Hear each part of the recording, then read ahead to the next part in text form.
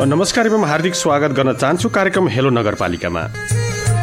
कार्यक्रम हेलो नगरपालिका तपाईहरू सन्धिखर्क एफएम र अर्घाखाँची एफएमबाट प्रत्यक्ष रूपमा यति बेला सुनिरहनु भएको छ। कार्यक्रम हेलो नगरपालिका हामी सन्धिखर्क नगरपालिकाको आर्थिक सहयोगमा प्रसारण गरिरहेका छौँ। यो कार्यक्रम यति बेला सन्धिखर्क एफएम 89.8 मेगाहर्जबाट र अर्घाखाँची एफएम 105.8 मेगाहर्जबाट सुनिरहनु भएको छ। यति बेला मलाई सन्धिखर्क एफएमबाट प्राविधिक रूपमा अङ्कित घिमिरेले सपोर्ट गरिरहनु भएको छ। त्यसैगरी हामीलाई अर्घाखाँची एफएमबाट प्राविधिकको रूपमा गोपाल प्रसाद भट्टराईले यति बेला हामीलाई सहयोग गरिरहनु भएको छ। आजको यो कार्यक्रम तपाईहरू Sandhikharka FM 89.8 megahertz Arghakhanchi FM 105.8 मेगाहर्जका अलावा तपाईहरू श्याम घिमिरेको फेसबुकबाट पनि प्रत्यक्ष रूपमा हामीलाई हेर्न र सुन्न सक्नुहुन्छ। अहिले यति बेला हामीलाई धेरै साथीहरूले हामीलाई हेरिरहनु भएको छ। त्यसैगरी सन्धिखर्क एफएमको फेसबुकबाट पनि हामीलाई अडियो लाइभ सुनिरहनु भएको छ। त्यसैगरी हाम्रो वेबसाइट sandhipost.com बाट पनि हामीलाई सुनिरहनु भएको छ। त्यस्तैगरी हाम्रो पात्रो मोबाइल एप्लिकेसनबाट पनि देश तथा विदेशमा रहेर यति बेला धेरै साथीहरूले सुनिरहनु भएको छ। आज हामीसँग हेलो नगरपालिकामा अतिथि हुनुहुन्छ सन्धिखर्क नगरपालिकाका प्रमुख प्रशासकीय अधिकृत कृष्ण प्रसाद सापकोटा। उहाँसँग हामी सन्धिखर्क नगरपालिकाले गरेका विकास निर्माणका कामहरू लगायत धेरै समसामयिक विषयवस्तुमा आधारित रहेर हामी उहाँसँग आजको संवाद गर्नेछौँ। तपाईहरू पनि उहाँसँग जोडिन सक्नुहुनेछ। मैले हिजो फेसबुकमा एउटा स्ट्याटस छोडेको थिएँ। उहाँसँग कुनै गुनासो छ अथवा सन्धिखर्क नगरपालिकाभित्र भएका विकास निर्माणको बारेमा कुनै सुझावहरू छ, प्रश्नहरू छ भने तपाईहरू हिजोको कमेन्टमा तपाईहरूले छोड्न पनि सक्नुहुनेछ। नभए कार्यक्रमको दौरानमा 077 420 032 को बाटो पनि तपाईहरू आएर उहाँसँग प्रत्यक्ष रूपमा टेलिफोनबाट आफ्ना समस्याहरू वा प्रश्नहरू गर्न सक्नुहुनेछ। ढिलै नगरी म आजका हाम्रा अतिथि सन्धिखर्क नगरपालिकाका प्रमुख प्रशासकीय अधिकृत कृष्ण प्रसाद सापकोटालाई कार्यक्रम हेलो नगरपालिकामा हार्दिक स्वागत गर्न चाहन्छु। सर, यहाँलाई हार्दिक स्वागत छ। धन्यवाद। हामी श्याम सर, सन्धिखर्क एफएम र अर्घाखाँची एफएम परिवार, हाम्रो अङ्कितजी लगायत सबैलाई, सम्पूर्ण नगरवासीहरूलाई सन्धिखर्क नगरपालिकाको तर्फबाट म हार्दिक नमस्कार ठक्राउन चाहन्छु। आरामै हुनुहुन्छ? ठिक छ श्याम सर, सबै राम्रो छ। हजुर, अहिले पछिल्लो समय केमा व्यस्त हुनुहुन्छ? पछिल्लो समय हामी योजना सम्झौताको क्रम लगभग सकिसक्यो। अब योजनाहरूको फरफारक, योजनाहरूको अनुगमन र अन्य प्रबन्धनात्मक कार्यक्रमहरू चाहिँ सफ्टवेयर कार्यक्रमहरू व्यवस्थापन गर्ने लगायतका कामहरूमा हामी अहिले यो महिनामा अति नै व्यस्त छौँ। हजुर, अब सन्धिखर्क नगरपालिकामा पहिलो पटक पनि यहाँ आउनुभएको थियो। अहिले दोस्रो कार्यकाल हो। कति भयो यहाँ आएको? म 7 महिना पुगेर अब आज अस्ति 1 गतेदेखि 8 महिनामा चलिरहेको छ। सन्धिखर्क नगरपालिकालाई यहाँले कसरी हाँकिरहनु भएको छ? सन्धिखर्क नगरपालिका एउटा सम्भावनायुक्त, धेरै सम्भावना बोकेको र धेरै स्रोत सम्पन्न र सबैको एउटा आशाको केन्द्र र हाम्रो सदरमुकाम रहेको नगरपालिका हो। यसलाई अहिलेसम्म भएका हामीले अब खास गरी नियमित कामहरू, योजनाहरूको सम्झौतादेखि लिएर त्यसको फरफारक अनुगमन मूल्याङ्कनको एउटा नियमित प्रक्रियालाई हामीले नियमित काम जुनसुकै प्रमुख प्रशासकीय अधिकृत आएर पनि गर्ने कामहरू एउटा एकतर्फ चलिराखेको छ भने अर्कोतर्फ हामीले यो प्रबन्धनात्मक कामहरू जस्तो हाम्रो फोहोर मैला व्यवस्थापन, कुल्ने फोहोर नखोल्ने फोहोरहरू, जस्तो बेरोजीको कुराहरू, बेरोजी शून्य नगरपालिका घोषणा गर्ने कुरा भए, राजस्व सङ्कलनको राजस्व सुधार अभियान सञ्चालन गर्ने कुरा भए, यस्ता अन्य टोल विकास संस्थाको परिचालन कुरा भए, गभर्नेन्समा नागरिकको सहभागिता प्रबन्धन गर्ने कुराहरू भए, अन्य हाम्रो संविधानले दिएका कार्यक्षेत्रका अन्य सेक्टरहरूमा पनि हामी अहिले लागिरहेका छौँ। हजुर, यहाँले जस्तो केही कुराहरू गरिसक्नु भएको छ, त्यसमा हामी पछि पनि आउनेछौँ। अहिले सन्धिखर्क नगरपालिकामा खास गरी विकास निर्माणका प्रक्रियाहरू कसरी अगाडि बढेको छ? के कुराहरू भइरहेका छन्? यसमा चाहिँ खास के छ भन्दा हाम्रो नेपाल सरकारबाट प्राप्त हुने अनुदान, जस्तो विशेष अनुदान, सम्पूरक अनुदान, समान लगायतका जुन हामीलाई सशर्त अनुदानकाबाट प्राप्त हुने हाम्रो आन्तरिक स्रोत र नेपाल सरकारबाट प्राप्त हुने र प्रदेश सरकारबाट हामीले सहलगानीमा सञ्चालन गर्ने आयोजनाहरू समयमै सम्पन्न गर्नको लागि हामीले त्यो प्रक्रिया अगाडि बढाएका छौँ। जस्तै हाम्रो लगभग वडा स्तरबाट सञ्चालन हुने वडा स्तरका आयोजनाहरू कार्यान्वयनको चरण सकिएर अब भुक्तानीको चरणमा छन् भने के वडाहरूले, जस्तो वडा नम्बर 12 लगायतका वडा 12, 11, 10 लगायतका केही वडाहरूले काम सम्पन्न गरेर पनि भुक्तानी पनि लिइसक्नु भएको छ। त्यसलाई हामीले अनुगमन गर्दै त्यो काम फरफारट गरिरहेको छ एउटा पक्ष। दोस्रो पक्ष हामीले नगरपालिकाबाट सञ्चालन हुने योजनाहरूको लगभग मलाई जानकारी आएअनुसार लगभग 8वटा योजना बाहेक हामीले सबै योजनाहरू हामीले त्यसको टेन्डर प्रक्रिया अगाडि बढाएर सबै कार्यान्वयनको प्रक्रियामा छन् अहिले। हाम्रो कुनै पनि योजनाहरू हाम्रो 1-2टा योजना बाहेक सबै हाम्रो टेन्डर भएर अगाडि बढिसकेका छन् र अहिले ती 8वटा टेन्डरहरू हजुरको 8वटा आयोजनाहरू भनेको पनि रिटेन्डरको प्रक्रियामा रहेर ढिला भएको र यसरी समयमै आयोजनाहरूको ठेक्कापट्टा लगाउने, कार्य सम्पन्न गर्ने, अनुगमन गर्ने र भुक्तानी दिने काम हामी समयमै सम्पादन गर्नको लागि त्यसलाई त्यही अनुसारले अगाडि बढिरहेका छौँ। यसमा खास गरी सङ्घीय सरकारबाट प्राप्त हुने अघि मैले भने जस्ता कोही अब उताबाट प्राप्त हुने अख्तियारी ढिलो प्राप्त भएको कामबाट पनि केही योजनाहरू चाहिँ बाँकी रहेका छन्। मूल रूपमा चाहिँ विकास निर्माणका जुन स्ट्रक्चरल कामको लागि हामीले एउटा लेभलमा पुर्याइसकेका छौँ। अब हाम्रो नगरसभाले छुट्याएका सफ्टवेयरको कार्यक्रमहरू जस्तो महिला सशक्तिकरण, जेन्डर बजेट लगायतका जुन हाम्रो महिला विकाससँग सम्बन्धित अनि पर्यावरणसँग सम्बन्धित कार्यक्रमहरू अब हामी यो 1-2 महिना स्पिडमा काम भइरहेछ। 1-2 महिनाको समयमा हामीले समग्र चाहिँ समयमै जेठ मसान्तभित्र सबै योजनाहरूको भुक्तानी दिएर सक्ने र कुनै पनि योजनाहरूको असार लागेपछि हामीले कसैको पनि भुक्तानी दिन्नौँ। किन भन्दा असार भनेको बजेट बनाउने र बजेट कार्यान्वयन गर्ने महिना हो। त्यो हुँदा म सुरुदेखि नै मैले सबै वडा अध्यक्षज्यूहरूलाई हाम्रो कार्यपालिका बैठकको छलफल गरेर हामीले समयमा हामीले यो पर्खे विकासको परम्पराले अन्त्य गरेर हिउँदे विकास सुरुवात गर्ने भन्ने लागिरहेका छौँ र मलाई आशा छ, विश्वास छ हाम्रो सबै संयन्त्र चाहिँ जेठ मसान्तभित्र सम्पूर्ण भुक्तानी लिएर हामी असारको 10 गते बजेट बन्छ। त्योभन्दा अगाडि हामीले धेरै क्रियाकारी गर्नुपर्ने हुन्छ। बजेट बनिसकेपछि फेरि साउनमा चाहिँ हामीले बजेट कार्यान्वयनको चरणमा जानुपर्ने भएको हुँदा असारको महिनालाई बजेट तर्जुमा र आगामी आर्थिक वर्षको बजेट कार्यान्वयनको लागि चाहिने पिरियडको रूपमा लिएका छौँ। जस्तो म अहिले यो वर्ष भदौ 1 गते आएँ। भदौ 1 गते आइसकेपछि मैले गत आर्थिक वर्षको योजना किताब चाहिँ मैले भदौमा आएपछि त्यसमा भएका कमी कमजोरी सारा कुरा समेटेर मैले किताब छापेको, जुन किताब साउनको 1 गते छापिएर हाम्रो सबै नागरिकको हातमा जानुपर्ने थियो।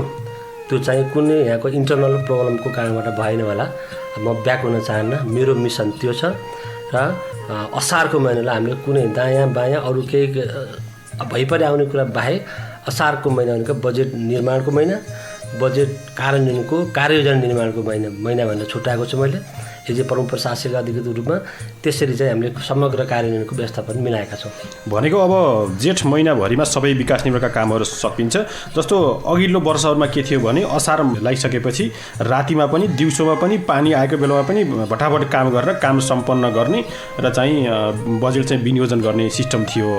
त्यो चाहिँ अब हुँदैन। त्यो मेरो पालामा हुँदैन। म सन्धिखर्क नगरपालिकाको प्रमुख प्रशासक अधिकृत यदि रहेँ भने त्यो मैले जेठ महिनाभित्र सम्पन्न गर्नुपर्ने हुन्छ। 1-2 राष्ट्रिय ठुला मेगा प्रोजेक्टहरू जस्तो बहुवर्षीय आयोजनाहरू तिनको भुक्तानी रहन सक्छन्। अन्यत्र चाहिँ मैले यो भ्याइन त्यो भ्याइन भनेर बाहनामा मैले धेरै सार्वजनिक समारोहमा धेरै सार्वजनिक कार्यक्रममा लिखित रूपमा चाहिँ मैले गरेको छु। त्यो सम्भवै छैन। किनभने आर्थिक अनुशासन कायम गर्ने प्रमुख जिम्मेवारी भनेको अरू त हुँदै हुन्, त्यसको चाहिँ प्रमुख जिम्मेवारीको प्रमुख प्रशासक अधिकृत हो। जेठ मसान्तभन्दा अगाडि कुनै पनि योजनाहरूको भुक्तानी हुँदैन। यो म फेरि पनि मैले मेरो संयन्त्रलाई जानकारी गराउन चाहन्छु। मलाई विश्वास छ त्यो अनुसारले धेरै काम भएका छन्। जस्तो मैले उदाहरण दिएँ, धेरै वडाहरूले सम्पन्न गरिसक्नु भएको छ। अब त्यो रहर पर यताउति 2-4वटा हुने भन्ने कुरा आफ्नो ठाउँमा रह्यो। त्यसरी 18 नम्बर फारम भर्ने अनि त्यो गर्ने मेरो कार्यकालमा हुँदैन।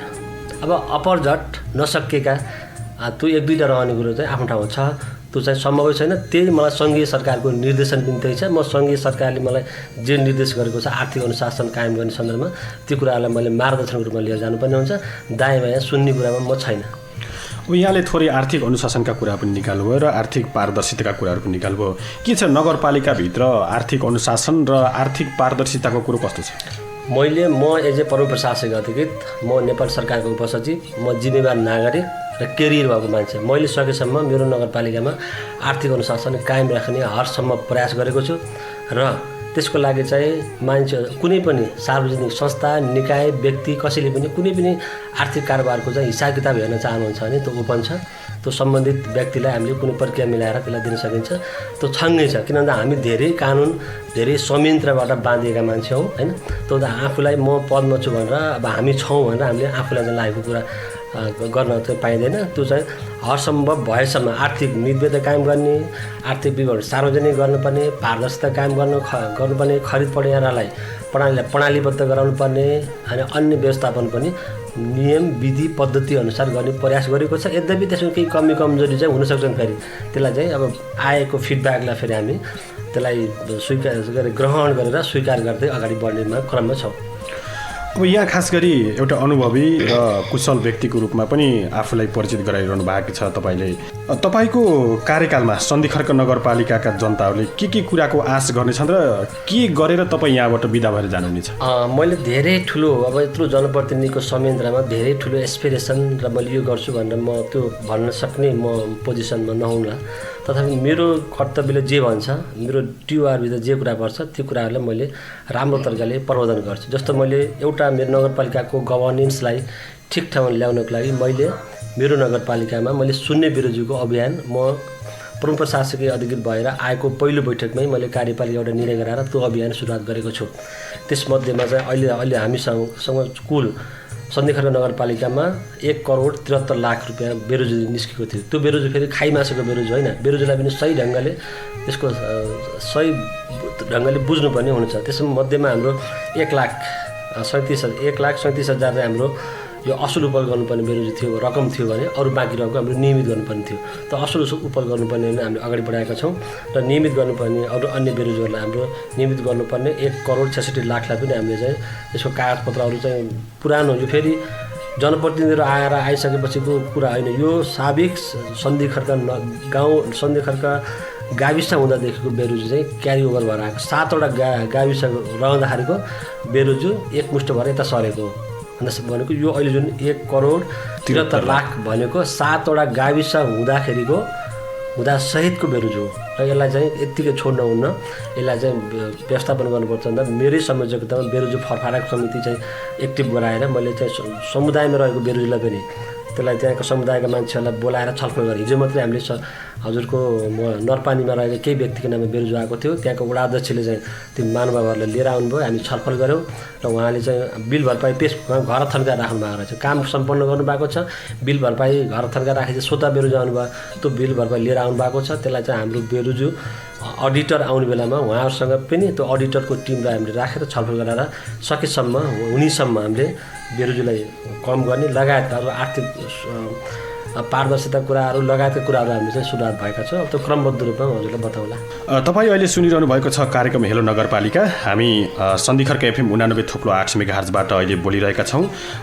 तपाईँ यो कार्यक्रम सन्धिखर्क FM 89.8 मेगाहर्ज र अर्घाखाँची एफएमबाट प्रत्यक्ष रूपमा सुनिरहनु भएको छ। त्यसै गरी हामीलाई विभिन्न सामाजिक सञ्जाल लगायतका हाम्रो वेबसाइट र हाम्रो पात्रबाट पनि हामीलाई सुन्ने र हेर्ने दुवै गरिरहनु भएको छ। हामी आजको कार्यक्रममा सन्धिखर्क नगरपालिकाका प्रमुख प्रशासकीय अधिकृत कृष्ण प्रसाद सापकोटासँग विशेष कुराकानीमा जुटिरहेका छौँ। तपाईँहरूसँग पनि कुनै जिज्ञासा अथवा गुनासो समस्या छ भने तपाईँहरूले मेसेन्जरमा पनि लेखी पठाउन सक्नुहुनेछ। नभए कार्यक्रमको दौरानमा हाम्रो स्टुडियोको टेलिफोन नम्बर 077 420 032 खाली छ। तपाईँहरू उहाँसँग सिधै पनि आफ्नो जिज्ञासा राख्न सक्नुहुन्छ। यति बेला हामीलाई सामाजिक सञ्जाल मार्फत एकजना साथीले प्रश्न गर्नुभएको छ। नेपालले 3 दशकदेखि उदार अर्थनीति अवलम्बन गरेको छ, तर यो अवधिमा विदेशी मुलुकसँगको हाम्रो सम्बन्ध व्यापार प्रवर्धन भन्दा अनुदान प्राप्तिमा केन्द्रित देखिन्छ। हाम्रो सोच र कार्यशैली नै यति परनिर्भर रहेपछि कसरी सम्भव हुन्छ दिगो आर्थिक विकास र समृद्धि भनेर कृष्ण आचार्य सन्धिखर्क नगरपालिका वडा नम्बर 10 को साथी हुनुहुन्छ। सम्भवतः उहाँले चाहिँ प्रश्न गर्नुभएको छ, कसरी हुन्छ यो आर्थिक विकास र समृद्धि? एकदम राम्रो सान्दर्भिक कुरा सोध्नुभयो। यसमा चाहिँ खास कुरा के छ भन्दा हाम्रो स्थानीय सरकारले जे गर्न सक्छ त्यो कुराहरू मात्रै हामीले यसमा राख्ने कुरा हो। खास गरिकन हामीले स्थानीय सरकारले आर्थिक समृद्धि र आत्मनिर्भर अर्थतन्त्रको लागि केही काम गर्नुपर्ने हुन्छ। जस्तो चाहिँ हामीले युवा लक्षित कार्यक्रमहरू सञ्चालन गरिरहेका छौँ।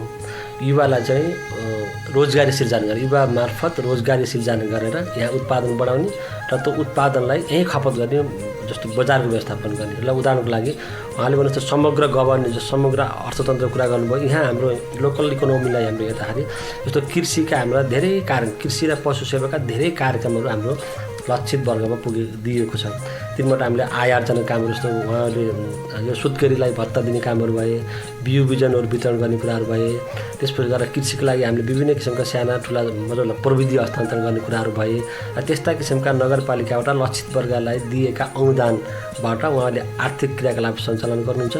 र त्यसका अतिरिक्त हामीले फेरि पकेट क्षेत्र भन्ने पनि हामीले कृषिसँग सम्बन्धित पकेट क्षेत्रहरू पनि हामीले निर्धारण गरेका छौँ, त्यहाँ पनि उत्पादन हुन्छ। र अहिले चाहिँ यसरी स्थानीय तहमा लोकल इकोनोमीमा जम्मा भएका उत्पादनहरूलाई हामीले फेरि त्यसको कोल्ड स्टोर निर्माण गरेर केही समय हामीले उत्पादन भएका तरकारी फलफुललाई पनि केही समय राखेर अनि फेरि बिक्री गर्न सकियोस् भनेर हामीले कोल्ड स्टोर निर्माणको प्रक्रियामा पनि छौँ। हामीले त्यो पनि एउटा टेन्डरको प्रक्रियामा छ र अन्य जस्तो साना किसान कृषि सहकारीले त्यो कोल्ड स्टोर निर्माण पनि गरेको छ, त्यहाँ पनि हामीले लगत्तै कुरा राख्न सक्छौँ। एउटा पाटोबाट मात्रै विश्लेषण गरौँ। यहाँ अर्को सँगसँगै फेरि केही अहिले चाहिँ हाम्रो यो कृषि क्षेत्रमा काम गर्ने प्रधानमन्त्री आधुनिक परियोजना लगायतका ड्रोन कार्यक्रम लगायतले पनि कृषि क्षेत्रलाई मार्फत चाहिँ आर्थिक सामाजिक क्रियाकलाप र समृद्धि हासिल गर्ने दिशामा काम भइरहेको छ। उहाँहरूसँग पनि समन्वय गरेर उहाँहरूले हिजो मात्रै हामीले बजारको लागि जग्गा खोज्दैथ्यौँ, हाट बजार व्यवस्थापन गर्दैथ्यौँ। यसरी चाहिँ भएका क्रियाकलापलाई एकीकृत गर्ने जस्तो पशुपालनलाई हामीले अनुदान दिइरहेका छौँ, अनि त्यो सुत्केरी भत्ता दिइरहेका छौँ, त्यसले दुधको उत्पादन बढिरहेको छ, दुधको बजारीकरण भइरहेको छ, अनि हामी सस्तो मूल्यमा दुध उपभोग गर्ने लाग्छ। यसले इकोनोमी समग्र एकले सानो सानो स्केलमा भएका कार्यक्रमहरूलाई त्यसलाई चाहिँ च्यानलाइज गर्दै श्रृङ्खलाबद्ध रूपमा चाहिँ प्रवर्धन गर्दै अगाडि बढ्न सक्ने सम्भावना प्रस्तुत छन्, काम पनि भएका छन्। र यसलाई मुख्य कुरो उहाँले भने जस्तै यो समग्रतामा त हामीले हाम्रो वर्किङ कल्चर चाहिँ अलि श्रमलाई सम्मान नगर्ने, हामीले घरको काम छोडेर बाहिर चाहिँ विदेश जानुपर्ने यस्तो किसिमको अलिकति जुन एउटा सोच हाम्रो सामाजिक मनोविज्ञान विभिन्न कामबाट सिर्जना भएको छ, त्यसले गर्दा केही समस्याहरू छन्। तर निराशै भइहाल्नुपर्ने केही नि भएको छैन भन्ने कुरा चाहिँ होइन। यसलाई क्यापिटलाइज गर्ने र यसलाई भएको कुरालाई डकुमेन्टेसन गरेर प्रेजेन्टेसन गर्ने काममा केही चाहिँ समस्याहरू रहेको। अब आत्मनिर्भरतिर बिस्तारै चाहिँ समग्र छ। हामी दुधमा आत्मनिर्भर छौँ। अब जस्तो माछा मासुमा बाख्रामा हाम्रो कहीँ नभएको हाम्रो बोइलर हजुरलाई थाहा छ, वडामा 11मा हाम्रो यहाँ बोइर बाख्रा बोकाहरू त्यहाँ लार्ज स्केलमा हाम्रो चाहिँ एक्सपेन्सन भइरहेको छ। हाम्रो सम्भावना छ, तर के भन्छ यहाँ भएर चाहिँ केही पनि भएन भनेर अलिकति त्यो अलिकति नैराश्यता चाहिँ कता कता देखिन्छ, तर समग्रतामा गहिरिएर हेर्ने भने सम्भावनाहरू छन्, काम पनि भएका छन्। हजुर, अब यहाँ अर्को पनि एकजना साथीले नरेश खत्री भन्नुहुन्छ, श्रीमान प्रमुख प्रशासकीय अधिकृतज्यू नमस्कार, म नारायण खत्री सन्धिखर्क नगरपालिका 9 अर्घाबाट विगतका वर्षमा सन्धिखर्क 2 स्थित होचे खोला र भद्री खोलाको साथसाथै बागी खोलाको सार्वजनिक जग्गा अतिक्रमण गरी व्यक्तिले प्रयोग गरेको देखि नाप गरी सङ्केत गर्ने कार्य हुँदा केही आशा पलाएको थियो। भूमाफियालाई सजाय हुन्छ भन्ने, तर यस वर्तमान तपाईँकै कार्यकालमा झन खोला कहाँ थियो र भनेर खोज्नुपर्ने अवस्था आएको छ। यस्तो सार्वजनिक महत्त्वका जग्गा अतिक्रमण हुने गरी बनाइएका संरचनाको लागि बजेट विनियोजन गर्ने निकाय कुन र कसको लागि गरिन्छ, कृपया स्पष्ट पार्दिनु होला। एकदम धन्यवाद प्रश्नको लागि। उहाँले भन्नुभएको कुरा एकदम सान्दर्भिक छ। म चाहिँ पहिलोपटक प्रमुख प्रशासक अधिकृत भएर यहाँ आउँदा यस्ता सार्वजनिक जग्गाहरू संरक्षणको लागि हामीले अभियानै चलाएका थियौँ र यो जग्गा प्लटिङको लागि पनि हामीले नीतिगत रूपमा तत्कालीन अवस्थामा रोकेको पनि हो, जुन चाहिँ हामी यहाँको स्थानीय बासिन्दालाई जगजारी पनि छ। यो खास सार्वजनिक जग्गाको विषय के रहेछ भन्नुहुन्छ भने यसमा चाहिँ खास ठोस र बलियो कानुनबाट व्यवस्थापन गर्नुपर्ने विषय हो। यसमा चाहिँ कार्यविधि यस्ता निर्देशिकाले यो परिचालित छ समग्रमा एउटा पक्ष। दोस्रो पक्ष भनेको यो जग्गाको चाहिँ संरक्षण गर्ने काम चाहिँ स्थानीय तहको, त्यसको चाहिँ प्रयोग गर्ने जिम्मेवारी चाहिँ सङ्घीय सरकारको। त्यसलाई कहीँ हामीले दिन पऱ्यो अथवा हामीले व्यवस्थापन गर्नु पऱ्यो भने त्यो हाम्रो पाटोमा रहँदैन। जस्तो हामीले अहिले भर्खरै कृषिको लागि हामीले जग्गा खोजिरहेका छौँ, ल तपाईँले यदि जग्गा भन्दा मालपोतो सिफारिस गरेर त्यो चाहिँ सम्भव हुँदैन अहिले। त्यस कारण सार्वजनिक जग्गाको संरक्षण सन्दर्भमा हाम्रो तिनवटै सरकारको उत्तिकै भूमिका रहेको हुन्छ र त्यसका अतिरिक्त यहाँका नागरिक समुदाय यहाँ सबैको उत्तिकै भूमिका रहेको हुन्छ। तर मैले सरसर्ती यहाँनिर हेर्दाखेरि अब के लेभलमा हामी थियौँ, अहिले चाहिँ पछिल्लो चरणमा अब यो सार्वजनिक जग्गाको संरक्षणमा हामीले नापजाँच गरेर त्यो के अरे एउटा रेखाङ्कन पनि गरेका छौँ। त्यसलाई त अथोरिटी त्यो जग्गा जानु पऱ्यो, भत्काउनु पऱ्यो, त्यसलाई त सारा एउटा फोर्स चाहियो नि। त्यो फोर्सको र समग्र जग्गा व्यवस्थापनको सार्वजनिक जग्गा व्यवस्थापनको अथोरिटी फुल रूपमा त्यो स्थानीय तहलाई छैन अहिले। त्यसलाई हामीले जिल्ला प्रशासनको सहयोग लिनुपर्ने हुन्छ, जिल्ला प्रहरीको सहयोग लिनुपर्ने हुन्छ। कता कता त्यहाँ अब कन्फ्लिक्ट अफ इन्ट्रेस्ट त्यो गाँजिएको हुँदाखेरि त्यो अपेक्षा गरे जस्तो अनुसार सार्वजनिक खोलाको संरक्षण गर्न सकेको छैन। त्यो त स्वीकार गर्नुपर्छ। तथापि प्रयास चाहिँ जारी छ यो नगर्नुहोस् भन्ने। त्यसलाई अब आफ्नो रेकर्ड अनुसार जस्तो संरचना निर्माण गरेको छ नक्सा पासा नगरिदिने। त्यसपछि त्यसको लागि चाहिँ अब त्यो बाटाघाटा छन् भने सार्वजनिक जग्गा निर्माण गरिएका छन् जग्गा ठाउँमा बजेट विनियोजन नगर्ने यस्ता अन्य मोरल नैतिक दबाब चाहिँ सिर्जना गर्न सकिएको छ। अब यो अलिकति च्यालेन्जिङ कुरो। यसमा तिनटै सरकारको चाहिँ समन्वय चाहिन्छ। केही ल्याप्सेस चाहिँ छन् तर केही प्रयास चाहिँ गर्न चाहिँ भएको छ नगरपालिकाबाट। भनेको अब उहाँले भने जस्तै अब यहाँका 3वटा खोलाहरू कुलोमा परिणत हुने त होइन भनेर चाहिँ उहाँले जिज्ञासा राख्नु भएको छ। अब के कुलो नै हुने हो त? कुलो तै नहोला है। अब कतिपय अवस्थामा त्यो जग्गालाई थप क्षति हुन नदिनुको लागि जस्तो हामीले हेऱ्यौँ भने थप क्षति हुन नदिनुको लागि त्यहाँ तारबार गर्ने अनि पर्खा लगाउने काम पनि भइरहेका छन् र नगरपालिकाले चाहँदाको घडीमा त्यो अहिले संरचना त्यहाँ बनेका छैनन्। अहिले उहाँले घरसँग जोडिएको खुलासँग जोडिएको घर छ भने उहाँले अलिक ठुलो च्यापेर जग्गा उकास चाहिँ गर्नुभएको छ।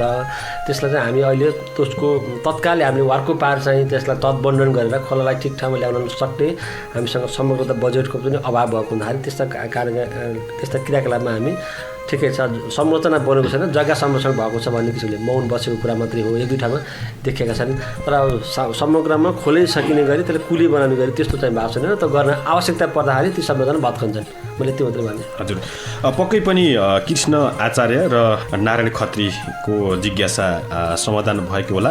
यदि यो विषयमा थप केही जान्न परे पनि सन्धिखर्क नगरपालिकाको प्रमुख प्रशासकीय अधिकृतसँग जति बेला पनि सम्पर्क गर्न सकिनेछ र उहाँले चाहिँ मैले सबै समस्याहरूको गुनासोहरूको चाहिँ सम्बोधन गर्नेछु सुन्नेछु पनि भन्नुभएको छ। यस्तै रामु सापकोटाले एउटा प्रश्न सोध्नु भएको छ। मैले समस्यामा परेर एउटा निवेदन पेश गरेको थिएँ। अहिलेसम्म कुनै चासो देखाएको छैन नगरपालिकाले। 4 महिना भइसकेछ।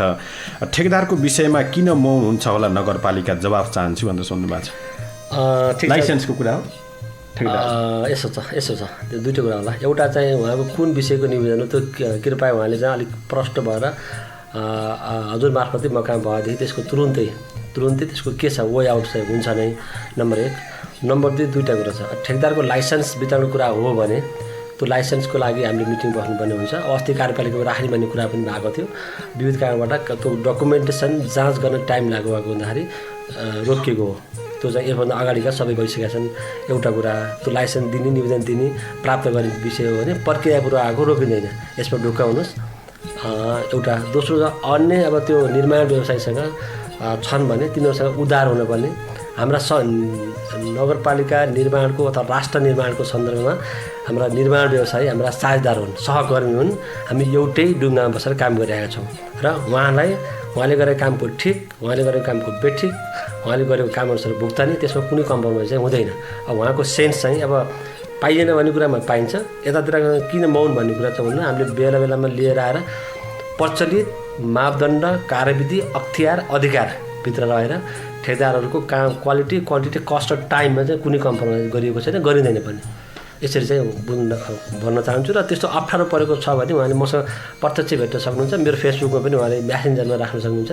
त्यो समाधान हुने विषय कि समाधान हुन्छ कि यो कारणबाट समाधान हुँदैन भनेर लिखित पनि दिन सकिन्छ।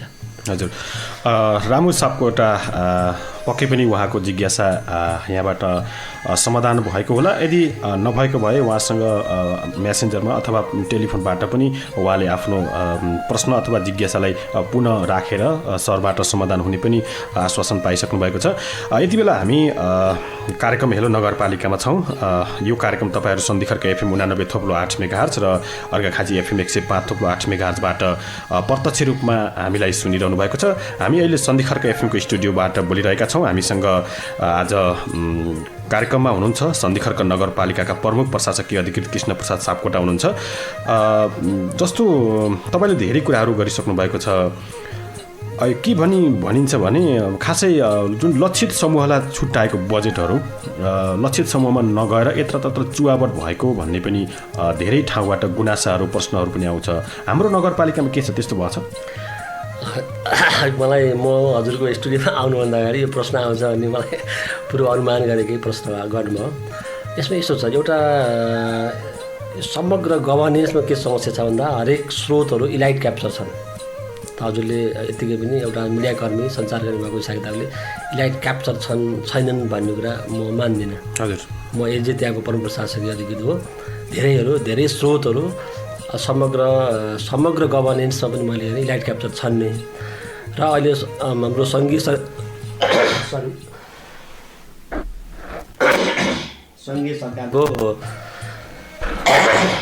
सरकारदेखि लिएर हामीले प्रदेश सरकारको समग्रतामा हेऱ्यौँ भने जुन नेपालको हामी गभर्नेन्स एक्टरहरूले अपनाएको यो जुन अनुदान वितरण प्रणाली छन् यसको प्रणालीमै हामीले परिवर्तन नगरिकन यो चाहिँ हामीले भने जस्तो टाक्लक्क चाहिँ जसलाई दिन खोजेको त्यसैको मुखमा पुग्दैन कि यो प्रणाली संरचनागत समस्या छन्। यो कसले गर्ने यसको प्रणाली ठिक छ, समग्रमा यो समस्या छ। नम्बर 1 जहाँसम्म अब यो दोषारोपण गरेर त भएन। अब सन्धिखर्क नगरपालिका सन्दर्भमा गर्नु होला। हामीले हाम्रो बर बुझा जस्तै भ्याएसम्म वडा कार्यालय, वडाभित्रको संयन्त्र, टोल विकास संस्था धेरैबाट प्राप्त सूचना र हामीले त्योसँग सम्बन्धित कार्यविधिमा आधारित रहेर धेरै काम हामीले लक्षित वर्गसम्म पुर्याउने गरी काम गरिएको छ। जस्तो अब हामीले यहाँबाट म आफै पनि हेरेँ, चेक मैले काट्छु, दिने बेलामा चाहिँ दियो कि दिएन भने मैले हेर्छु, यसरी गरिएको छ। यद्यपि यति हुँदाहुँदै पनि केही चाहिँ ल्याप्सेसहरू चाहिँ छन्, नभएको चाहिँ होइनन्। पाउने मान्छेले नपाएको मान्छेले पाएको एउटा कुरा। दोस्रो कुरा चाहिँ केही अवस्थामा मान्छेले हेर्दा हट्टाकट्ट राम्रो टाइट सुट लगाएको यो पालिकाको चल्ता पूर्जा मान्छेले लिएर पनि गएको छ। तर मैले हेरेँ हिजो 6 बजेको साँझमा म एउटा नजिकै बस पार्क नजिक गएको थिएँ। अनि त्यहाँ चाहिँ उहाँहरूले अलिकति 200 मिटर पाइप चाहिँ त्यहाँको राम्रै मान्छेले लिएर जानुभएको थियो। अनि यसो हेर्दाखेरि फलानु मान्छेले पाइप लिएर गयो नि भन्ने मेरो 5 पटलमा थियो। अनि उहाँले ल हेर्नु सर, यो पाइप सरले चाहिँ लिएर आएर फलानु ठाउँमा गयो भन्नु होला, मैले यहाँदेखि लिएर यहाँसम्म वितरण गरेको छु भनेर मलाई उहाँलाई देखाउनु पनि भयो। र त्यसरी चाहिँ हामीले सधैँ एउटै सोलो डोलोमा चाहिँ नगरौँ, तर केही ल्याप्सेसहरू छन्, केही पाउनुपर्ने मान्छेले पाएका पनि छैनन्, एउटा कुरा। दोस्रो कुरा, लक्षित वर्गलाई हामीले धेरै कार्यक्रमहरू यही नगरपालिकामा हामीले हेऱ्यौँ भने पनि हाम्रो मेयर साहब बोलेको गर्नुहुन्छ कि त्यसलाई चाहिँ त्यो लहरा दिइसकेपछि त्यसको समग्र फलोअप, त्यसको डकुमेन्टेसन त्यसले गर्यो कि गरेन उसको पनि जिम्मेवारी हुन्छ नि त। त्यहाँदेखि त्यो कुराको चाहिँ अलिकति त्यसलाई चाहिँ राइट ट्र्याकिङ गर्ने कुरामा समस्या छन्। यो अनुदानको मोडालिटीमा समस्या छन् पनि भने, केही ल्याप्सहरू पनि छन् पनि भनियो होइन। अब चाहिँ हामीले जाँदाखेरि अझै विभिन्न माध्यमबाट टार्गेटेड ग्रुपको चाहिँ ठिक्ककै एउटा हुन्छ नि, यी चाहिँ हाम्रो लक्षित वर्ग हुन् भन्ने परिचय पत्र हुन्छ कि अथवा प्रविधिलाई प्रयोग गरेर उनीहरूको रेकर्ड अध्यापन गरेर हुन्छ कि त्यो चाहिँ समस्या चाहिँ ओभरअलमा छ होइन। त्यसलाई न्यूनीकरण गर्ने चाहिँ हामीले नि फेरि कमजोरीहरूले सुधार गर्ने र यसरी मिडियाले फिडब्याक दिने र त्यसका आधारमा हामी अगाडि बढ्ने चाहिँ हो। हजुर, अब जस्तो तपाईँले भने यस्ता कुराहरू खास गरी यो राम्रोलाई भन्दा पनि हाम्रोलाई बढी प्राथमिकता दिएर विकास निर्माणका बजेटहरू अथवा सानोतिना कामहरू पनि दिइन्छ भन्ने छ। हाम्रो सन्धिखर्क नगरपालिकामा के छ, राम्रोले पाउँछ कि हाम्रोले? होइन, समग्रमा सिद्धान्त त राम्रोले पाउने हो होइन, तर हाम्रो सामाजिक मनोविज्ञान हामी त यही समाजका प्रोडक्सन हो नि होइन, यहीको प्रोडक्सन हो, यहीको संरचनाबाट हामी हुर्किरहेका छौँ। त्यो भन्दाखेरि सल्लाहका राम्रो मात्रै भन्न 100% हुन्छ भनेर म भन्न सक्दिनँ। किनभने जबसम्म यो हाम्रो माइन्डसेटमा चाहिँ चेन्ज भएर टक्क हामी एउटा न्युट्रल भएर जान सक्दैनौँ। किनभने त्यसमा आर्थिक पक्ष जोडेको हुन्छ, सामाजिक पक्ष जोडेको हुन्छ, राजनीतिक पक्ष जोडेको हुन्छ, सारा कुरा हुन्छ। त्यति हुँदाहुँदै पनि हामी जिम्मेवार मान्छेले राम्रो मान्छेलाई हाम्रो होइन राम्रोलाई दिनुपर्छ, राम्रोलाई दिएको हुन्छ। यदा कदा सर अब हजुर जानुभयो अनि यत्रो तपाईँको मेरो सम्बन्ध छ सर, यहाँनिर त यस्तो पऱ्यो भन्न तपाईँ यत्रो सारा बिजनेसम्यान सारा हुनुहुन्छ नि, र पनि म तपाईँसँग कुनै न कुनै रूपमा थोरै धेरै अलिअलि त्यो मान्छेको स्वभाव हो, थोरै प्रभावित हुन्छ नि। त्यसरी चाहिँ प्रभावित भएर थोरै यताउति हुने कुरा हो आफ्नो होला। तर 97 ओभर चाहिँ हामीले राम्रो ठाउँलाई राम्रो कामको लागि लक्षित ग्रुपलाई गरिएको छ। त्यति हुँदाहुँदै पनि विभिन्न लेयरहरू चाहिँ परिवर्तन गरेर आउने कुरा हो। विभिन्न लेयरहरू चाहिँ परिवर्तन भएर आउँदा त्यहाँनिर कहिलेकाहीँ हाम्रो भनेर पनि आइदिन सक्छ। त्यति बेला हाम्रो नजर नपुग्ने अवस्थामा हो। तर सिद्धान्त त हाम्रो इन्टेन्सन चाहिँ राम्रोलाई गरौँ भन्नेमा छ। भनेको अब राम्रोसित 100 जना मध्ये राम्रोसित 3 जना चाहिँ हाम्रो पनि चाहिँ लाइनमा बसेका हुन्छन् र उनीहरूले चाहिँ केही न केही सुविधाहरू लिएका हुन्छन् अब लिएका हुन सक्ने भए। हजुर, अघिको एउटा त्यो जिज्ञासामा यहाँ मिरा सेज्वाल केसीले लेख्नु भएको छ, कार्यकारीज्यू नमस्कार, दुग्ध क्षेत्रमा विकास भयो त भन्नुभयो, तर गुणस्तरको लागि नगरपालिकाले के योजना बनाएको छ भनेर भन्नुभएको छ। गुणस्तर के छ? एकदम राम्रो प्रश्न गर्नुभयो उहाँले। म आफै पनि बिहानमा चाहिँ अरू नखाएर एक गिलास दुध खान मन गरिन्छ होइन। त्यो चाहिँ अब यो के हो भन्दाखेरि मैले बेला बेला भन्यो सबै जिम्मेवार हुनुपर्ने छ कि अब दुध जहाँबाट ल्याउँछ ल दाजु हजुरले ल्याएको दुध चाहिँ हिजोभन्दा अलिक मिठो थिएन है, आज अलिक के भयो भनेर त्यसरी भनी गरिएको छ। तुरुन्तै हार्ड एन्ड फास्ट चाहिँ त्यो चाहिँ नहुँदो रहेछ क्या छ। अब उहाँको दुध व्यवसायको डेरी उद्योगहरू छन् होइन, किसानहरूबाट आउँछ, हाम्रो अनुगमन समिति छ, बेला बेला अनुगमन पनि गरिन्छ। गर्दा हामी जो सर्भिस डेलिभरी गर्ने मान्छे हो नि उहाँ जिम्मेवार भइदिँदाखेरि चाहिँ सजिलो हुँदो रहेछ होइन। सधैँभरि पछि लाग्नु नसक्ने यता अब संयन्त्र छैन, सबै छन्, सबै जिम्मेवार नहुँदाखेरि समस्या हुन्। संयन्त्र चाहिँ छन्। हाम्रो अब हिजो मात्रै हामीले विश्व उपभोक्ता अधिकार दिवस कुराकानी गरौँ, छलफल गरौँ, ती जो व्यवसायहरू हुन्छ उहाँलाई बोलाऊँ, यो गर्नु गैर कानुनी हो, तपाईँले दण्ड जरिमाना हुन्छ अनि सारा त्यो हाम्रो प्रस्तुत गरियो। यति हुँदा हुँदैन समस्या छन्। अब प्रयास गर्ने हो, निराश चाहिँ नहुन्छ। भनेपछि अब प्रक्रियामा छ, सबै बिस्तारै हुन्छ भने तपाईँहरूको धारणा? हजुर हजुर। यो नगरपालिकाहरूमा अथवा गाउँपालिकाहरूमा एउटा चाहिँ कर्मचारी र जनप्रतिनिधि बिच सम्बन्ध कस्तो हुनुपर्छ? यहाँ सन्धिखर्क नगरपालिकामा तपाईँहरूको सम्बन्ध कस्तो छ? यो सम्बन्धका कारण विकास निर्माणलाई केही बाधा पुगेको छ कि के छ? यसो छ, यो राजनीति र कर्मचारीको सम्बन्ध भनेको एउटा सिकेका दुईवटा पाटा हुन्। राजनीति छुट्टै तरिकाले जान्छ, कर्मचारी छुट्टै जान्छ। यी एउटै पनि होइनन् र फरक पनि होइनन्, एउटै किनारका दुईवटा नदी हुन् भनेर भनिन्छ सिद्धान्त त। राजनीतिको काम नीति निर्माण हो, प्रशासकको काम चाहिँ त्यसलाई कार्यान्वयन गर्ने हो होइन। यति हुँदै पनि यसको विडोसनको पालादेखि 18औं शताब्दीदेखि राजनीति र प्रशासनको विरुद्धमा सम्बन्ध र सीमाहरूको बारेमा लामो बहस भएको छ। यसको बारेमा यही नै हुन्छ भन्ने कुरा त्यस्तो भएको छैन। यद्यपि हाम्रो नगरपालिकामा त्यस्तो सामान्य चाहिँ इन्टर्नल रूपमा अब भनौँ न सामान्य कन्फ्लिक्ट वा सामान्य विमति नभएको कुरा चाहिँ होइन, हुन्छ नि, त्यो स्वाभाविक हुन्छ नि। एउटै घरमा बसिन्छ र पनि होइन, अब एउटै घरमा बसिरहँदाखेरि त्यो कतिपय कुराहरू नमिल्न सक्छ, हुन्छन्।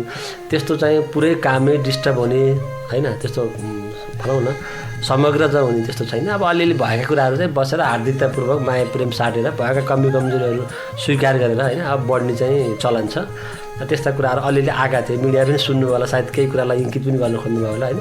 अलिअलि सामान्य विवाद चाहिँ भएका थिए विगतमा होइन। त्यसलाई पनि म एज ए प्रमुख प्रशासक अधिकृत भएर म जिम्मेवार व्यक्ति भएको हैसियतले मैले चाहिँ त्यस्ता भएका कमजोरीलाई स्वीकार गर्ने, करेक्सन गर्ने र अगाडि बढ्ने चाहिँ मेरो सिद्धान्त भएको हुँदाखेरि त्यस्ता कुरालाई मैले सामान्य रूपमा लिएको छु। तर खासै इस्युको रूपमा चाहिँ मैले लिएको छैन र त्यो सम्बन्ध छैन पनि। हाम्रो मेयरहरू पनि बसेर अब त्यस्ता कुरा केही छैन भने इन्टर्नल रूपमा उहाँले बस्नुहुन्छ, छलफल गर्नुहुन्छ र एउटा सौहार्दपूर्ण तरिकाले बाहिर निस्कने चलन छ नगरपालिकामा। हजुर, सामान्यतया विमति भइहाले पनि अब सन्धिखर्क नगरपालिकाका जनताहरू त्यो विमतिका कारण अथवा तपाईँहरूको त्यो कुनै कारणले त्यस्तो भए पनि विकास निर्माणको कामबाट वञ्चित हुँदैनन् होइन। अलिअलि अब आज के सामान्य भयो, अब विवाद भयो, डिस्कस भयो भनेर आज बाहिर निस्किने र आजको काममा सामान्य डिस्टर्ब सर्भिस डेलिभरीमा सामान्य आजको भोलि चाहिँ भयो होला, नत्र चाहिँ यो भयो भने त्यस्तो चाहिँ भएको छैन। केही छन् भने पनि त्यसलाई चाहिँ अब हामीले मिनिमाइज गरेर अगाडि बढिन्छ। हजुर, जस्तो यो नटेर्ने प्रवृत्ति हुन्छ नि, अब जनप्रतिनिधिले कर्मचारीलाई नटेर्ने अथवा कर्मचारीले जनप्रतिनिधिलाई नटेर्ने, त्यो के छ तपाईँहरूको पालिकामा? यस्तो छ, त्यो अब हामीले त्यति साह्रै त छैन होइन। अब अलिकति मान्छे पहिला जुन किसिमको एउटा स्कोलिङमा, जुन किसिमको एउटा डिसिप्लिनमा बस्नुपर्ने हो, समग्र अब हाम्रो इकोलोजी पर्यावरण हामीले हेऱ्यौँ भने पनि हामीले जुन नागरिक आफ्नो अनुशासनमा बस्नुपर्ने, म प्रशासक मेरो अनुशासनमा बस्नुपर्ने, मिडियाकर्मीको अनुशासनमा बस्नुपर्ने, त्यो एउटा चाहिँ प्रोफेसनलिजम चाहिँ अब बाहिर पनि नदेखियो हुँदाखेरि अलिअलि त्यसको केही रिफ्लेक्सन यही सोसाइटीको प्रोडक्सन भएको कारणबाट अलिअलि हुन चाहिँ सक्छ। तर साह्रै डिसओबिडियन्ट गर्ने, मान्दै नमान्ने होइन त्यस्तो चाहिँ छैन। अब अलिअलि मान्छे भए चाहिँ हुनेसक्ने चाहिँ छ, त्यो देखिन सक्छ होइन। ओभरअलमा समष्टिमा हेर्दाखेरि त्यस्तो किसिमको चाहिँ नमान्ने, नटेर्ने भन्ने कुरा छैन। त्यहाँनिर विभिन्न कजहरू हुन्छन्, जस्तो कम्युनिकेसन राम्ररी मैले सम्प्रेषण गर्न सकिराखेको हुँदैन, उहाँलाई बुझ्न सकिराखेको नहुनसक्छ, उसको परिवेश बुझिन्न, एकहोरो भएर सकिन्छ। यस्ता केही कारणहरूले त्यस्ता किसिमका समस्या देखिन सक्छन् र समग्रमा बसेर छलफल गरेर यसरी जाउँ भन्दाखेरि त्यस्ता किसिमका अटेरी प्रविधि कमै नै देखिन्छन्। हजुर, अब मलाई यहाँ धेरै साथीहरूले मेरो मेसेन्जरमा प्रश्न सोध्नु भएको छ तपाईँलाई। यो सन्धिखर्क नगरपालिकाले सञ्चालन गरेका, खास गरी फोहोर उठाउनको लागि सञ्चालन गरेका टिपर ट्र्याक्टरहरू हप्ताको एक दिन मात्रै आउने, त्यही पनि चाहिँ अटन खटन गराएर चाहिँ बाटामा खसाल्दै लैजाने, यसलाई अलिक नियमितता गराउनु पऱ्यो र अलिक धेरै दिन, हप्तामा 2-3 दिनसम्म गराउनु पऱ्यो भनेर धेरै साथीहरूले प्रश्न गर्नुभएको छ, जिज्ञासा राख्नु भएको छ। के छ, यो समाधान हुन्छ? यसो यो समाधान नहुने विषय नै होइन होइन। हामीसँग प्रशस्त सवारी साधनहरू पनि छन्, प्रशस्त खर्च भएको पनि छ। योभन्दा अगाडि चाहिँ अहिले निर्माण क्रममा छ, डम्पिङ साइटमा पनि छ होइन। योबाट म आफै पनि मलाई घरिघरि एकदम चिन्ता पनि लाग्छ, मैले भन्ने पनि गर्छु। बरु हाउ मेनी टाइम्स भन्नेमा पुगिसकेँ कि म। त्यो हुँदाखेरि अब त्यो ट्र्याक्टर पठाउने कुराहरू त्यो सबै समग्र छ। अब कहाँ कहाँ ल्याप्स भएको छ मैले बेला बेलामा मैले भन्ने नै गर्छु। यसो मैले धेरै कुराहरू भनिनँ होइन। यो सबै कुरा स्रोत, साधन, जनशक्ति, ठाउँ सबै छ। त्यसलाई अहिले भएको कुरालाई सुधार गरिन्छ।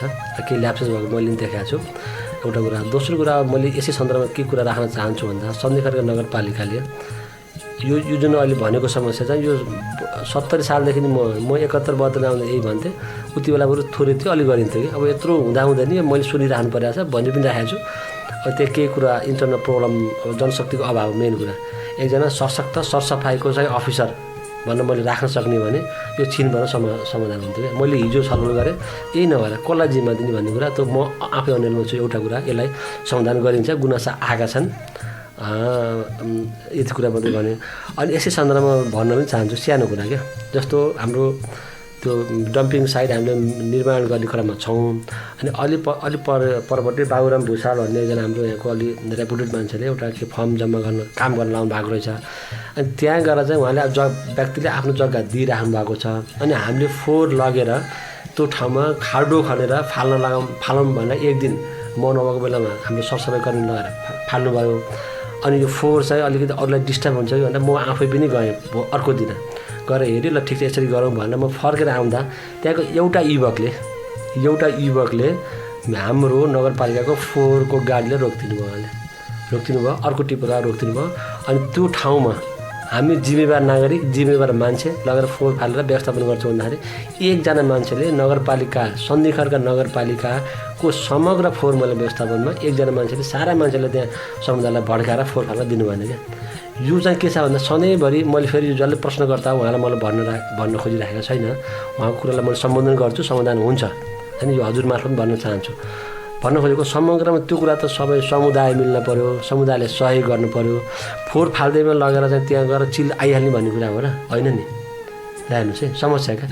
त्यस्ता कारण अलिकति फोहोरको सवालमा यहाँको स्थानीय नागरिकहरूले जुन किसिमको सौहार्दता सहयोग चाहिँ नगरपालिकालाई देखाउनु पर्ने हो नि, त्यो चाहिँ देखाउनु भएकै छैन क्या। हजुर, म हजुरलाई अर्को कुरा चाहिँ यता बगैँचा जुन हामीले खेल मैदान बनाउन लाग्थ्यौँ नि पर, हजुर, त्यहाँनिर हाम्रो नगरपालिकाको 75 लाख रुपियाँ चाहिँ त्यहाँ फोहोर के अरे पैसा परेको, त्यहाँ लगेर हामीले पुर्छौँ भनेर हामीले पूर्ण लिएर गएको, त्यहाँ लगेर फोहोर राख्न दिनु भएन हो। अनि लास्टमा चाहिँ हाम्रो प्रकाश भुषाल भन्ने साथी हुनुहुन्छ यहाँ, उहाँले 10 पार उतापट्टि एउटा खोल्सो देखाइदिनु भयो। त्यहाँ खोल्सामा लगेर हामीले फोहोर फालेर आयो। बरु त्यस्तरी क्या अरू मान्छेले चाहिँ सहयोग गर्नुभएको छ। नागरिकको असहयोगको कारणबाट पनि यस्ता यो फोहोर मैलामा धेरै समस्या छन्। हाम्रो मेयर साहबले कहिलेकाहीँ भन्नुहुन्छ कि आजित पर म त एक्लै भएँ, म त हात उठाउने अवस्थामा पऱ्यो, किन दिक्क लागेर हो नि। त्यो त नगरपालिकाको समग्र गभर्नेन्स राम्रो बनाउने, सुधार गर्ने, सहयोग गर्ने त सबै नागरिकको कुरा हो नि। आफूले चाहिँ आफ्नो जिम्मेवारी केही पनि नगर्ने, सधैँभरि नगरपालिकालाई खोइरो खनेर यो गरेन त्यो गरेन भन्ने पनि हुँदैन कि। त्यो यस्ता कुरामा चाहिँ के छ भने यत्रो मिडियाका साथीहरू हुनुहुन्छ, यत्रो चाहिँ बौद्धिक व्यक्तित्व हुनुहुन्छ, के छ भने हार्दिक त बरु यसरी सार्वजनिक रूपमा ल्याएर मलाई बोल्न लागेको भइगयो भने केही कमीहरू छन् भन्ने कुरा भन्नु खोजेको। नगरपालिकाको सहयोग पनि चाहिन्छ, एउटा सहयोग नगरेर के समस्या भएको छैन। एउटा दोस्रो कुरा चाहिँ म यो रेडियो मार्फत के आह्वान गर्न चाहन्छु भन्दाखेरि खास गरी वडा नम्बर 1, 2 अनि 10 को केही भाग अनि 7 को केही भागमा हामीले कुनी फोहोर र नकुनी फोहोर अलग अलग गर्ने भनेर सुरुवात गरेका छौँ हो। यसको लागि डम्पिङ साइट पनि हाम्रो साबिकै डम्पिङ साइटलाई हामीले त्यहाँ गल्ने फोहोर एकातिर नगल्ने फोहोर एकातिर अनि गरेर त्यो छुट्याउने पनि हामीले सुरुवात गरेका छौँ। अब मैले 5 गते 3, 4, 5 गते चाहिँ वडा नम्बर 2 मा चाहिँ त्यहाँका टोल विकास संस्था अब अध्यक्षज्यूलाई भन्ने बाँकी छ। सचिवज्यू मार्फत खबर पठाएको छु। त्यहाँ चाहिँ छलफल गरेर 5 र 6 गते हामीले यहाँ वडा अध्यक्षज्यूसँग समन्वय गरेर छलफल कार्यक्रम राख्दै पनि छौँ। त्यसलाई चर्लक्क त्यो स्रोतमै वर्गीकरण गर्ने, फोहोरलाई स्रोतमै वर्गीकरण गर्ने ठाउँ छ, तालिम दिन्छौँ हामीहरूले। त्यसरी चाहिँ जाने अभियान छ। यो अभियानमा पनि हजुरहरूले पनि सहयोग गरिदिनुहोस् भन्ने म अनुरोध पनि गर्न चाहन्छु हजुर मार्फत। हजुर, हामी कार्यक्रमको अन्त्यतर्फ आइरहेका छौँ। एकजना साथीले एउटा लामै प्रश्न सोध्नु भएको छ। खास गरी म सारांशमा उहाँको प्रश्न यहाँ राख्न चाहेँ। बलराम रायमाझी, उहाँ अर्घाको साथी हुनुहुन्छ, सन्धिखर्कमा बस्नुहुन्छ। मेरो नगर समक्ष एउटा प्रश्न छ भन्नुभएको छ। सन्धिखर्क नगरपालिकाले यस आर्थिक वर्ष 77-78 लाई लक्षित गरी नगरभित्र विपन्न गरिबको रेखामुनि रहेका साथै फुसको छानो भएकाहरूलाई जुन टिन जस्ता पाता वितरण भयो भन्ने सुनियो। यो कि प्राप्त गर्ने सबै मानिसहरूको छानो फुसकै छ त? एउटा प्रश्न सोध्नु भएको छ। सबै खरको छानो छ त? यसो छ, त्यसमा खासमा हाम्रो इन्टेन्सन, हाम्रो कार्यविधि, हाम्रो निर्णय, सभाको निर्णय त्यो फुसको सानो मात्रै भइदियो। समस्या के रहिदियो भनेदेखि कुनै विपन्न व्यक्तिको त्यो ढुङ्गाको छानो रहेछ। आज बिहान मात्रै उहाँले फेसबुकमा हाल्नु थियो एकजनाले, ढुङ्गाको रहेछ छानो रहेछ र भक्तिको रहेछ भने त्यो कार्यविधिले गर्दाखेरि पाएन क्या। सुन्नु त, त्यसले गर्दाखेरि अब अहिले उहाँ फुसकै थाना भएका मान्छे सबैले पाएछन्। मैले उहाँको सम्बोधन गरिनँ। केही अति विपन्न तर चाहिँ संयोगवश उहाँको छानो ढुङ्गाले छाएको रहेछ भने त्यस्ता व्यक्ति चाहिँ बाहिर परेका हुन सक्छन् 1-2टा। किनभने हाम्रो कार्यविधि र हाम्रो नीतिले त्यो कुरालाई सम्बोधन गरेन, सो अनुसार गरेका थियौँ। र त्यस्ता व्यक्तिलाई फेरि हामीले त्यस्ता व्यक्तिको जुन विपन्न हुनुहुन्छ अनि हेर्दाखेरि ढुङ्गाले छाए जस्तो छ, प्लास्टिक लगाएको छ भने त्यस्तालाई फेरि हाम्रो सङ्घीय सरकारबाट अहिले फेरि जस्ता पाता वितरण गर्नको लागि आह्वान भएको छ। र त्यसबाट हामीले कार्यविधि संशोधन गरेर यी मान्छेहरूलाई दिन सकिन्छ। अहिले भन्नुहोस् एक लेभलमा हामीले गरेका छौँ। अब केही कुराहरू छ, यसमा धेरै कुराहरू आए होइन, सन्दर्भमा आए, समीक्षा गरौँ भनेर मैले म आफै पनि एउटी बुढी आमासँग बसेको मैले पनि त्यसमा पेस्ट गरेका थिएँ। त्यस्ता छुटफुट भएका र अहिले सम्बोधन हुन नसकेका अति विपन्न, सारा बजेट चाहिँ विपन्नकै लागि खर्च गरेका छ भने 10-15वटा 20वटा 50वटा 100वटालाई खर्च गर्नको लागि नगरपालिकासँग समस्या छैन। तर के हुनु पऱ्यो, हार्दिकता चाहिँ हुनु पऱ्यो। त्यस्ता कुन छन् भने मिडियामा फलाना नम्बर वडामा यो छुटे, 2मा यो छुटे, 3मा यो छुटे भनेर हामीसँग आयो भने तिनलाई चाहिँ हामीले लगत्तै यही आर्थिक वर्षमा हामी सम्बोधन गर्छौँ। समस्या विशेष यसैमा जोड्नु भएको छ उहाँले चाहिँ। पक्कै पनि तपाईँले भन्नुभयो होला त्यस्ता मान्छेहरू हुनुहुन्छ अथवा त्यस्ता व्यक्तिहरू हुनुहुन्छ नि, त्यो कार्यविधि चाहिँ संशोधन गरेर पनि उहाँहरूलाई चाहिँ जस्ता पाता दिन सकिन्छ भन्ने कुराहरू गर्नुभयो। कृपया त्यस्ता व्यक्तिहरू हुनुहुन्छ भने नगरमा सम्पर्क राख्नु होला। उहाँले यसैमा थप्नु भएको छ अवैज्ञानिक, अव्यवहारिक, पूर्वाग्रह र भेदभावपूर्ण पहुँच र सोर्स फोर्सका आधारमा जस्ता पाता वितरण कार्य भयो भन्ने सुनिएको छ। यो बुझेलाई नि स्पष्ट पारिदिनु होला भन्नुभएको छ। धेरै कुराहरू आइसकेको छ। ठिकै छ। यसो छ, यसमा हामीलाई मजाले फिडब्याक चाहिन्छ होइन, मजाले आलोचना पनि गर्नुपर्छ राम्रो कुराको लागि फेरि होइन, तेजोवध गर्नलाई होइन, राम्रोको लागि आउनुपर्छ। उहाँले भनेको कुरालाई सहर्ष ग्रहण गरिएको छ। जस्ता पाता वितरणमा भएका कमी कमजोरी ल्याप्सेसहरूलाई सुधार गरिनेछ। अघि मैले भने जस्तै 100जना मध्येमा 3जनाले चाहिँ त्यसरी लगाएको हुनसक्छ होइन, र 97जनाले कार्यविधि अनुसार लिएर गएको छ। र म हार्दिकतापूर्वक हजुरको यो एकदम प्रभावकारी एफएम मार्फत, लोकप्रिय एफएम मार्फत मैले के आह्वान गर्छु भन्दा त्यस्ता मान्छेहरू हुनुहुन्छ, साँच्चै फुसको छाना हुनुहुन्छ, विपन्न हुनुहुन्छ भने त्यो रेकर्ड चाहिँ वडा अध्यक्ष मार्फत वडा कार्यालयमा टिपाइराखौँ। अब हाम्रो बजेट निर्माणको प्रक्रियामा पनि छौँ, त्यसलाई मान्छे गरेर टाउकै गरेर चाहिँ उपलब्ध गराउन सकिने अवस्था रहन्छ। हाम्रो सङ्घीय सरकारले नि यो पोलिसी ल्याएको छ, हाम्रो स्थानीय सरकारको पनि छ, त्यसलाई त्यसरी समाधान गरेर जाउँ। हजुर, कार्यविधि संशोधन गरेर भए पनि त्यस्ता विपन्न वर्गका व्यक्तिहरू छुट्दैनन् भन्ने प्रतिबद्धता व्यक्त गर्नुभएको छ। यदि त्यस्तो हुनुहुन्छ भने नगरपालिकामा अथवा वडा कार्यालय मार्फत उहाँ जानुहोला। हामी कार्यक्रमको अन्त्यतर्फ आइरहेका छौँ। कार्यक्रमको दौरानमा छोटो समयमा धेरै कुराकानी भए, अझै पनि केही कुराहरू त्यस्तो छुटेको छ, यो कुरा पनि राख्न पाए हुन्थ्यो भन्ने केही त्यस्तो रहेको छ? त्यस्तो खासमा त सबै कुरा ल्याइसक्नुभयो। समग्रमा चाहिँ जुन हजुरले जुन कार्यक्रम सञ्चालन गर्नुभयो यो सन्धि खर्काको समग्र विकास निर्माण, यो गुड गभर्नेन्स, आर्थिक पारदर्शिता लगायतका कुराहरू छन्। यी कुराहरू यसरी फेरि पनि अरू एफएमबाट पनि अलि सौहार्दपूर्ण तरिकाले यसरी नै हजुरले ल्याइदिनुहोस् ताकि नगरपालिकाको गभर्नेन्स सिस्टममा सुधार आओस्। हाम्रो चाहना नि राम्रै गर्ने भन्ने हो होइन। काम गर्दा भएको कमी कमजोरीहरूलाई चाहिँ हामीले गर्छौँ, सच्याउँछौँ। र मैले अघि पनि भने यो खास गरी विकास निर्माणको सन्दर्भमा हामी असारमा चाहिँ बजेट तर्जुमा र निर्माण कार्ययोजना निर्माणको वर्ष हो। सम्पूर्ण नागरिकहरूलाई आफ्नो वडाभित्र रहेका बाँकी टाँकी केही छन् काम भने समयमै सम्पादन गरेर आउनलाई म फेरि आह्वान गर्छु, नम्बर 1। नम्बर 2 मा चाहिँ त्यसरी कार्य सम्पादन गर्दा बेरोजु शून्य नगरपालिकाको अवधारणा अगाडि सारेको हुँदा बेरोजु नआउने तरिकाले वडा अध्यक्ष त्यहाँका उपभोक्ता समितिहरूले पनि मैले हिजो किमडाँडाको नरपानीको केही समुदायको मान्छेलाई लिएर लगाउनु लगाएँ। त्यसैले हजुरहरूले कार्य सम्पादन गर्दाखेरि पनि अलिकति एक्सर्साइज होमवर्क गरेर गृह कार्य गरेर बेरोजु नआउने तरिकाले आफ्नो योजनाहरू सम्पादन गर्नु अनुरोध गर्छु। 2टा कुरा भयो। तेस्रो कुरा, नगरपालिकाले गल्ने फोहोर र नगर्ने फोहोर अलग अलग सङ्कलन गर्ने अभियान सुरुवात गर्दैछ, गरिसकेको छ। हामी भोलि 5-6 गतेबाट अभियान सुरुवात गर्छौँ। यसमा सक्रिय सहभागिता जनाइदिएर कुनी र नकुनी फुल अलग अलग बनाइदिएर नगरपालिकालाई सन्धि खर्कालाई यहाँ एउटा लर्निङ ल्याबको रूपमा चाहिँ हेर्न आउने वातावरण बनाउने अभियानमा हामीलाई मनदेखि सहयोग गरिदिनुहोस् भन्ने म सबै टोल विकास संस्था सबै नागरिकलाई मैले जाँदै मैले अनुरोध गर्न चाहन्छु। हुन्छ। व्यस्त समयको बावजुद पनि हाम्रो स्टुडियोसम्म आएर कार्यक्रममा सहभागी भइदिनु भयो, त्यसको लागि म तपाईँलाई धेरै धेरै धन्यवाद दिन चाहन्छु। श्याम सर, हजुरलाई पनि एकदम मुरी धन्यवाद। यो सबै सार्वजनिक सुनाइ यस्तै कार्यक्रम गरिदिनु भयो, एकदम धेरै धेरै धन्यवाद। नमस्कार सबैलाई। कार्यक्रम हेलो नगरपालिकालाई छुट्याइएको निर्धारित समय सकिएको छ। हामी आगामी श्रृङ्खलाहरूमा पनि प्रत्येक वडाका सन्धि खर्क नगरपालिकाका प्रत्येक वडाका वडा अध्यक्षदेखि लिएर सरकारवाला निकायहरू र जनताहरूसँग हामी प्रत्यक्ष रूपमा हेलो नगरपालिकाभित्र रहेर भलाकुसारी गर्नेछौँ। आजको कार्यक्रम सुनेर साथ दिनुभयो त्यसको लागि सम्पूर्ण रेडियो सुन्ने श्रोताहरूलाई धेरै धेरै धन्यवाद दिँदै सन्धि खर्क एफएमबाट प्राविधिक रूपमा सहयोग गर्ने अङ्कित घिमिरे र अर्घाखाँची एफएमबाट प्रविधिमा रहेर सहयोग गर्ने गोपाल प्रसाद भट्टराईलाई धेरै धेरै धन्यवाद दिँदै कार्यक्रम सञ्चालक म श्याम घिमिरे पनि बिदा हुनु पूर्व आजको हाम्रो कार्यक्रममा आइदिएर धेरै कुराकानी राखिदिनु भयो। सन्धि खर्क नगरपालिकाको बारेमा विकास निर्माणका धेरै कुराहरू राखिदिनु भयो। त्यसको लागि म प्रमुख प्रशासकीय अधिकृत कृष्णप्रसाद सापकोटा सरलाई पनि धेरै धेरै धन्यवाद दिन चाहन्छु र उहाँसँग आफ्ना मनका जिज्ञासाहरू प्रश्नहरू राखिदिने सम्पूर्ण साथीहरूलाई सम्पूर्ण श्रोताहरूलाई पनि धेरै धन्यवाद दिँदै म भने बिदा हुन्छु। नमस्कार।